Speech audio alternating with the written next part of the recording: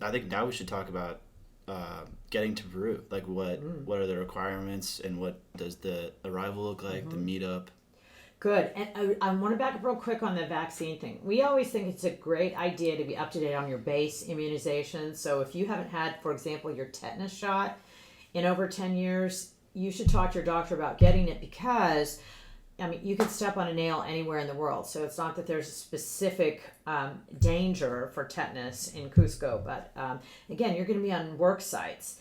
And it's just better to, it's a good opportunity to go and see how long has it been since you've had an MMR, have you had your Hep A and your Hep B, and if you're over 50, if you looked at having your shingles and all of that. So anyway, so while there may not be any requirements, it's a good opportunity to get up to date on your base vaccines, but getting there and getting away. So the reason this is important to talk about for Peru is chances are you're not going to be flying directly into Cusco. If you're coming from the United States, you're very likely going to be starting in one major gateway city, flying to Lima, probably arriving between 10 p.m. and midnight. There are a couple of exceptions, but for the most part, you're going to be arriving between 10 p.m. and midnight.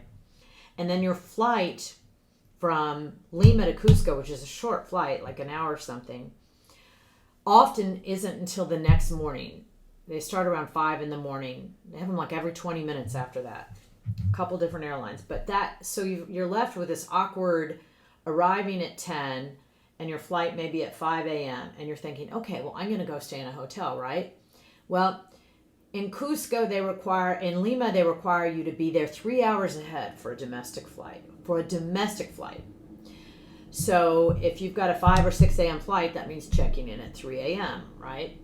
If you have arrived into Lima at 10, it means first you're going to have to go through customs and immigration. So waiting on your bags, waiting in line with your passport. That could take 10 minutes. It could take 2.5 hours. Do you see the math where I'm going with this? It might be midnight before you actually walk out of the airport, and then you're supposed to be lining up at 3 a.m. for your 6 a.m. flight.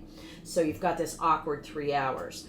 So you've got a few options. What you aren't going to do is go to Lima and be in a hotel and come back, because it takes about an hour to drive to Lima. So again, doing the math, by the time you get there to check in, you're going to be driving back. So a few options.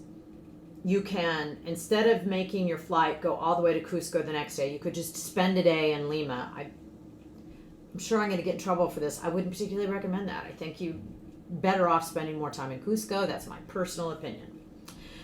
So, but you could spend a whole day in Lima before moving on to Cusco. Or there is one hotel, unless things change, that is actually at the airport. It's expensive. It's one of these $300 Marriott situations where you may only get to lie down for 4 hours. You can also go to their restaurant and use their Wi-Fi and eat their food and pass 4 hours. Some of the airlines will let you, if you already have your ticket checked all the way through to Cusco, then you will be allowed to go back in after you've come through customs and immigration.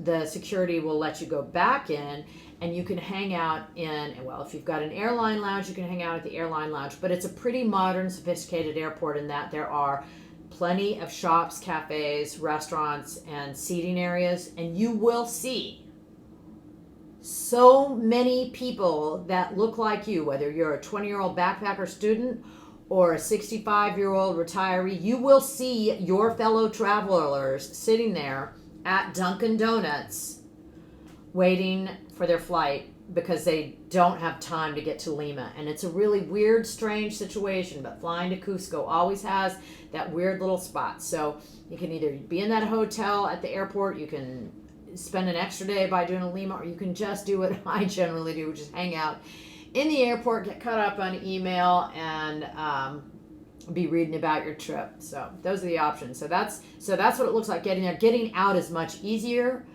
And again, these are pretty modern airports. They have ATMs. They have, they're climatized. They've got exchange bureaus to exchange your money. I wouldn't do it there because the exchange rates are really terrible, but they have ATM machines. One of the things you will see about the ATM machines, there might be 6 in a row.